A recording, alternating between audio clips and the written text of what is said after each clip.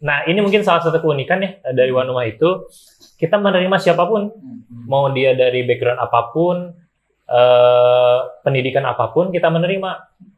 Ibaratnya di One Umah itu seperti heterogen lah, campur-campur gitu. Ada dari segala bidang, ada anak motor, ada anak gangster, ada anak yang soleh banget udah ada gitu, masuk gitu. Ya udah soleh dari dulu ya. Iya, aki-aki gitu. Ada yang ini saya jemputan. Kita tinggal contoh, dan itu yang kami lakukan. Bagaimana kami menyusun strategi ketika di bulan Februari itu kami ambil dari kisah Al-Quran sampai ke strategi taktisnya, Kang. Ada ya dalam Quran tuh ya? Ada, tentu saja dilengkapi dengan baca tafsir, tafsir kayak gitu-gitu. Ada, dan itu yang kemudian kami gunakan untuk di Syamil Group. Alhamdulillah.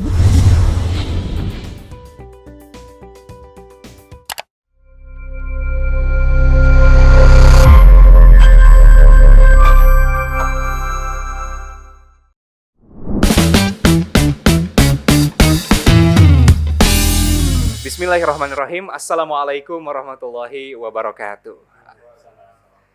Alhamdulillahirabbil alamin. Allahumma shalli ala Muhammad wa ala alihi wa sahbihi ajmain. Rabbi shrah li sadri wa yassir li amri wahlul 'uqdatam min lisani yafqahu qawli. Kembali sahabat Syamil, Anda sedang menyimak kami dalam Sapa Komunitas di Syamil TV, Inspirasi Kebaikan. Saya Zikri dan juga rekan saya Om Apud. Alhamdulillah bisa hadir kembali. Assalamualaikum Om Apud, sehat? Waalaikumsalam warahmatullahi wabarakatuh. Alhamdulillah sehat. Alhamdulillah. Hujan ya. Alhamdulillah hujan. Ketika kita syuting hari ini sedang hari Jumat ya. Hari Jumat, lalu hujan, pada asar lagi. Aduh, Masya Allah.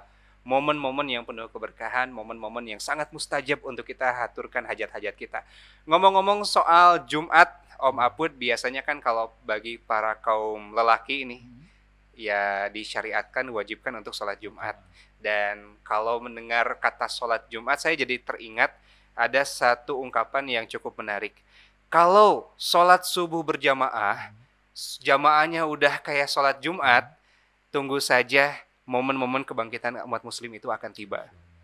Masya Allah ya. Jadi begitu luar biasanya efek baik dari berjamaah dan bersatunya umat ya, Om Apud. Betul, karena apalagi zaman sekarang ya, umat itu kan banyak sekali kan. Betul. Itu udah diakui di Indonesia maupun di dunia ya. Iya.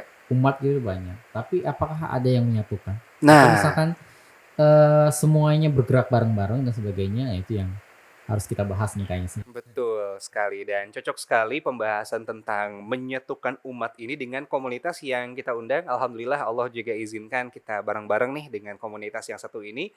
Komunitas yang namanya membuat saya langsung jadi magnet banget nih, jadi langsung tertarik. One Ummah. Kalau udah ngomong One Ummah, yang saya bayangkan nih Om Apud, seluruh umat muslim di dunia itu bersatu menjadi One Ummah. Betul.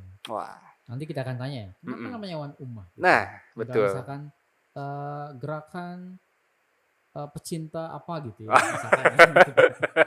Betul. Selalu ada maksud di balik sebuah nama, dan tentu saja kita tidak akan bahas namanya saja ya. Nanti insya Allah ada kegiatan-kegiatan juga yang nampaknya bisa menjadi inspirasi juga bagi para pemirsa untuk menghadirkan suasana dan juga lingkungan yang positif melalui berkomunitas seperti teman-teman One Ummah. Di sini alhamdulillah saya sudah bersama dengan Kang Gani dan juga Kang Reno dari One Ummah. Assalamualaikum warahmatullahi wabarakatuh. Waalaikumsalam. Gimana kabarnya Kang Gani, Kang Reno? Alhamdulillah plus dingin ya. Dingin. Hujan plus AC. Hujan ada AC lagi, Masya Allah ya. Baik. Iya, memang betul ya Om Apud ya. Nama One Ummah ini menjadi nama yang sangat yang sangat menarik hati kita tampaknya. Nah, kita pengen tahu nih, mungkin selayang pandang One Ummah itu bisa hadir di tengah-tengah kita, dan kenapa ngambil namanya One Ummah Movement begitu. Sambil menyapa juga pemirsa yang sedang menyimak, silakan. Siapa dulu nih? Silakan Kang Reno. Jadi Nama One Ummah ya? nah, arti nama Dari nama dulu mungkin ya. Filosofi atau latar belakang didirikannya One Ummah. Boleh, bebas lah. Mau cerita dulu sejarahnya boleh. Nanti ketemu juga kan ujung-ujungnya kan ya. Silakan. Jadi latar belakang atau didirikannya atau lahir sebuah nama Wan Ummah itu awal dari jadi sebelum Wan Ummah kita tuh awalnya dari pemuda masjid di daerah awalnya pemuda masjid. Udah masjid ini. Remaja-remaja masjid yang suka nongkrong di pelataran masjid, nama masjidnya Baitul Mukmin di daerah Antapani. Yang sering ngadain kajian, kegiatan di pelataran masjid. Dan dulu pun sebelum Wan Ummah namanya Sufah, jadi Sufah Baitul Mukmin. Awalnya Sufah dulu sebelum Wan Ummah. Sebelum Wan Ummah itu Sufah dulu, Sufah Baitul Mukmin itu namanya tuh.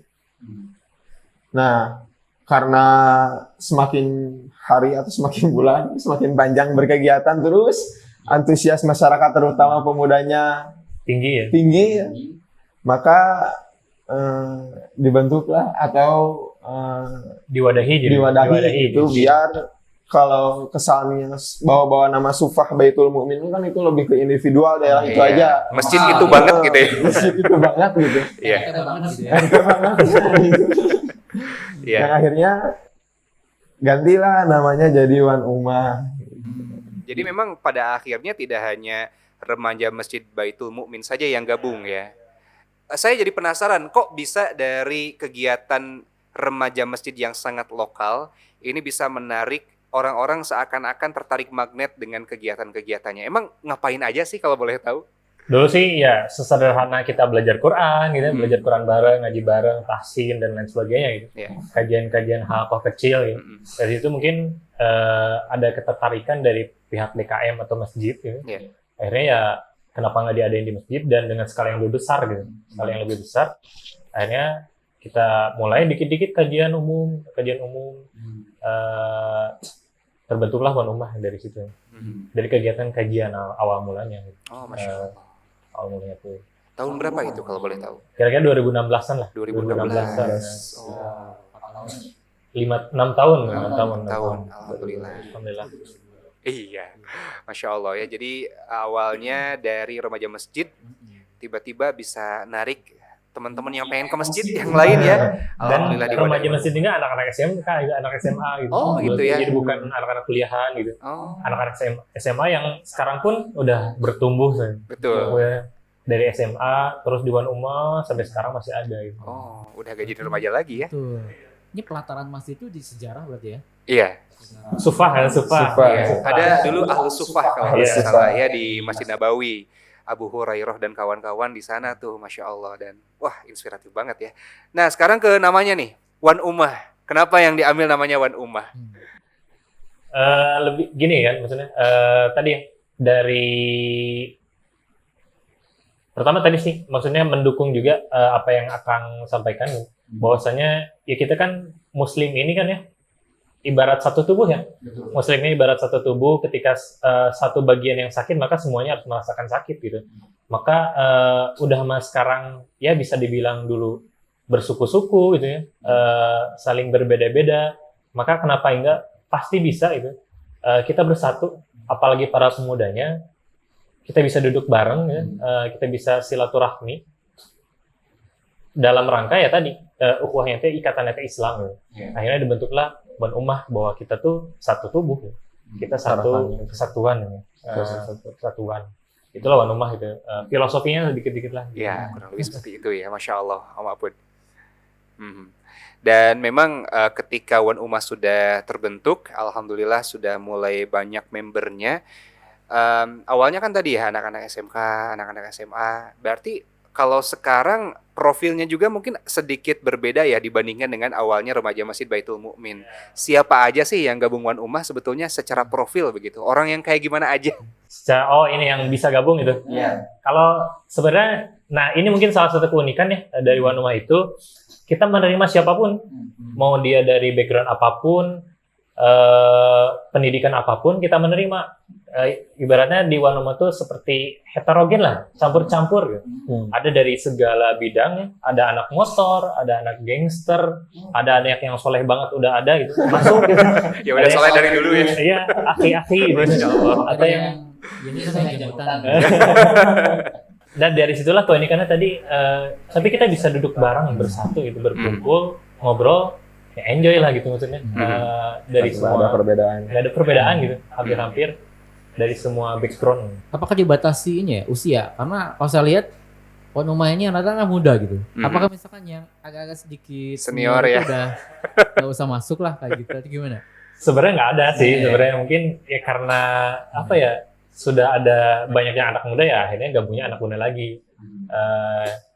Sebenarnya nggak dibatasin banget gitu. Siapapun yang mau gabung yuk, siapa yang mau bener bareng, mau hijrah bareng, yuk gabung di Wan Ummah gitu.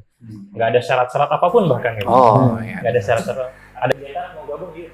Iya. Itu ya ke apa ya teman-teman sahabat Syamil? yang sekiranya gabut di rumah misalkan mau ngapain gini? Iya. Jangan gabung sama Wan Ummah. Banyak manfaatnya. Salah satu tips untuk bisa mengisi waktu kita dengan baik tentu saja adalah bergabung dengan komunitas yang punya visi kebaikan juga. Salah satunya adalah Wan Ummah. Nah, kalau tadi sudah disampaikan ya, sebetulnya kan awalnya seperti aktivitas dakwah dalam konteks tarbiyah, ada kelas-kelas kecil mungkin ya. Tapi tampaknya kalau sekarang sudah agak-agak meluas nih cakupan Wan Ummah. Sebetulnya fokus kegiatan Wan Ummah sendiri bidang apa saja yang digarap? Ya, memang fokus kita secara publik ya, secara media mungkin seperti terbrandingnya ya. Brandingnya ini komunitas kajian. Nah, Saya juga nganggapnya kayak gitu. sebenarnya bukan ya. Iya. Kita gerak utamanya memang sosial ya, komunitas sosial dan kemanusiaan. Ditambah tadi dakwah ya, dakwah termasuk kajian maksudnya.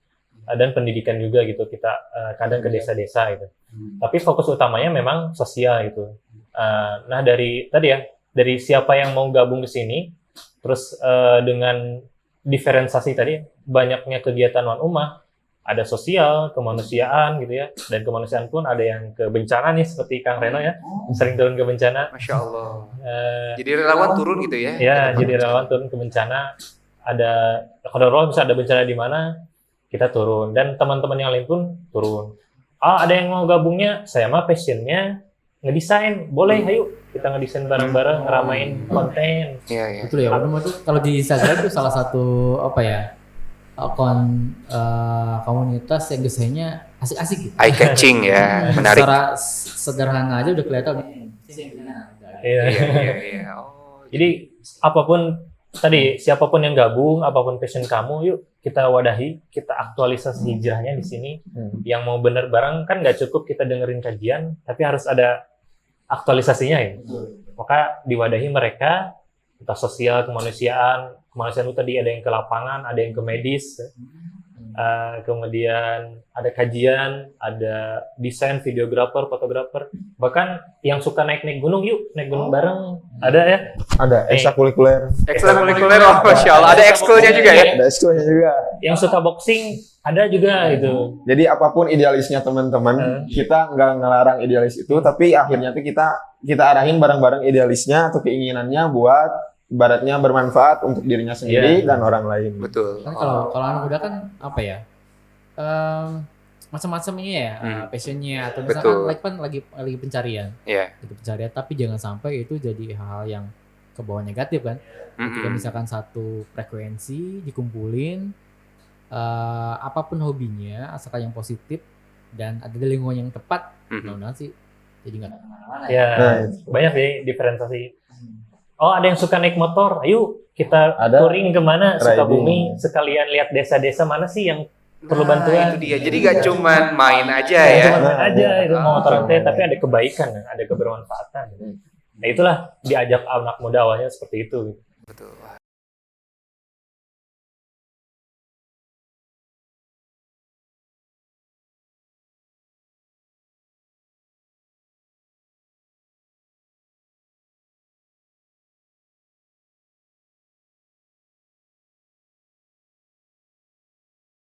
Ada satu lagi nih yang kalau saya lihat di Instagram ya,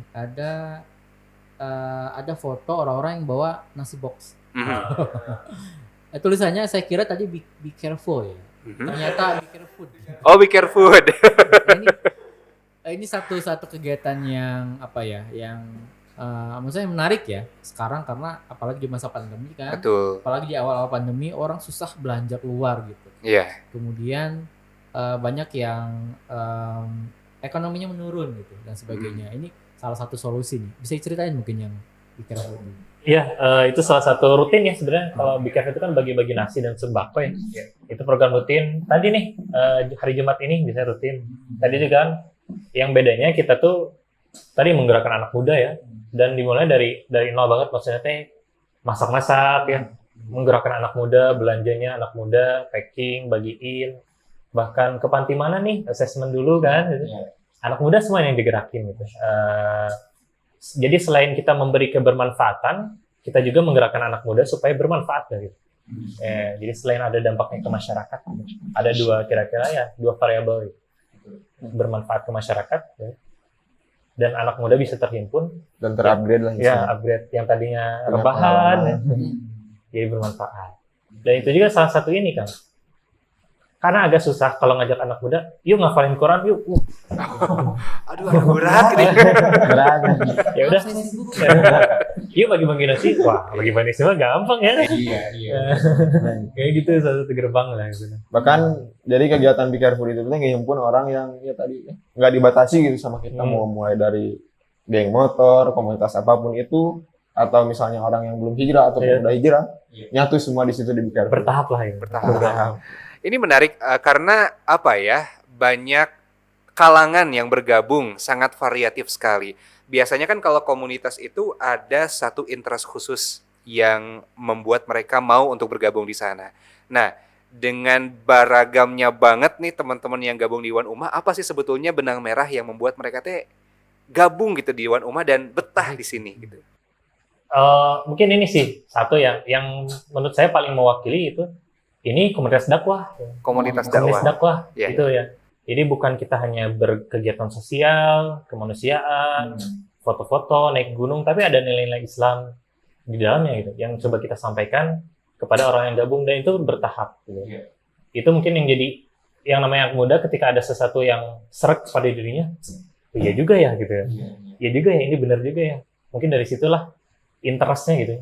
Karena kita bisa dibilang yang tidak punya apa ya, tokoh gitu yang menarik, nggak ada. Nggak ada figuritas khusus begitu ya? Nggak ada. Tidak ada kata-kata. Nggak ada itu Iya, ya. iya. Mungkin itu sih, kita komunitas dakwah yang bergerak sosial, kemanusiaan. Maka ketika apa sih hikmah teman-teman ketika bagi-bagi nasi dikaitkan dengan nilai-nilai Islam gitu. Atau mungkin karena ini ya, karena kan anak muda nih, Betul. fokus, secara natural juga yang datangnya anak muda lagi. Ketika misalkan ada orang-orang yang anak muda nih yang mau pengen hijrah atau pengen apa ya, kegiatan positif, pas lihat, biasanya kan ya pas lihat ke suatu komunitas, oh ini ternyata banyak mama. Jadi Berasa kurang cocok ya? Insecure. banyak toko-toko misalkan, pas ke Iwan Ummah, oh ini mah sebaya nih gitu ya. Iya. Sebaya dan nggak dibatasi macam-macam. Akhirnya mungkin lebih Merasa diterima mungkin ya. Masya Nah. Allah ya. yang menarik nih kegiatan apa ya? Kegiatan yang paling jagoannya nih gitu, yang paling ikonik Gue star. dari Iwan Ummah apa nih? Paling ikonik apa ya? Sepertinya tadi ini sih gerbang awalnya itu. Be Careful itu. Be Careful. Be Careful. Gerbang awalnya. Jadi Be Careful, kami menghimpun orang atau relawan itu dari situ.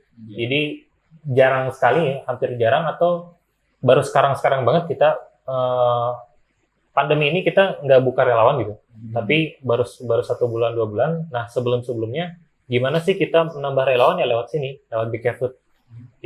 Ajak yuk, saling ngajak tuh. Jadi Mulai dari lingkungan terdekat. ada lingkungan terdekat. Teman ke Kamu teman. punya teman, ajak teman kantor, teman kampus, teman sekolah, ajak yuk bagi-bagi nasi.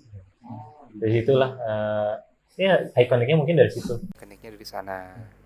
Alhamdulillah ya. Namanya juga asik gitu ya. Be careful ya. Hati-hati ya. Nggak nasi berkah kan atau gimana gitu.